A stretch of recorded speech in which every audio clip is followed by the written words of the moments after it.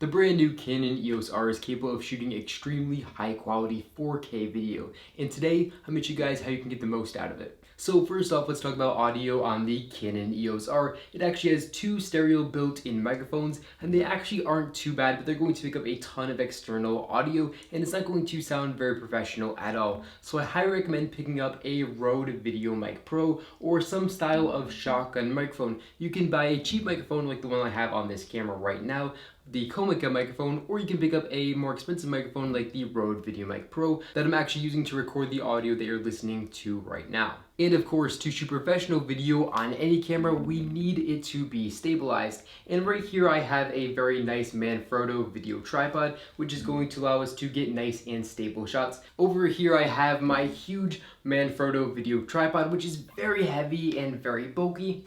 And I really prefer to use something like this video monopod. It really makes a big difference in my running and gunning video capabilities. If you guys are thinking about buying this video tripod or the microphones that I talked about earlier in this video, I will leave a link in the description down below where you guys can check that out. So that's about all the gear we're gonna need. Now let's jump into the Canon EOS R body itself and talk about all the settings and how to control the camera manually to get the absolute best quality video. Alright, the first step to getting amazing video with this camera is to turn Canon log video on. It can record 8-bit internally to an SD card or 10-bit via HDMI out. Shooting with C-Log allows us to dramatically enhance our video in post-production. And here's a look of the raw ungraded video. And then here we are with a simple color correction grade. Shooting in C-Log gives you access to so much more dynamic range, which helps make your video more vivid and cinematic. Of course, focus is also very crucial for shooting professional video. And this camera has Canon's dual pixel AF. So first off, we started by turning the camera lens to autofocus mode. And to enable this for video, we're just going to hit the Q here, and we're going to make sure that this face tracking autofocus mode is turned on. And with this selected, we now have Canon's dual pixel AF enabled. And as you guys can see here, I can easily tap on basically any subject and the camera is going to bring it into very sharp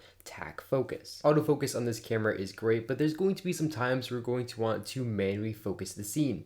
Manual focus is super easy. We're just going to turn the lens to manual focus mode. So we're just going to hit the magnifying glass here in the top of the corner. It's going to bring up a selection here, and then if we hit info, it's going to zoom in 5 times, and if we hit it again, it's going to zoom in 10 times. And here we can zoom into the scene and get our tack sharp focus, and we can make sure that it's absolutely perfect for our video. Another great tool for manual focus is our focus guide, and we can find this here in the AF number 2 panel. And if we enable this, it's going to bring up a box, and there's going to be 3 arrows here. And when all 3 arrows are lined up and the box turned green, that lets you know that you are in tack sharp focus. And this is a really handy tool for manual focusing.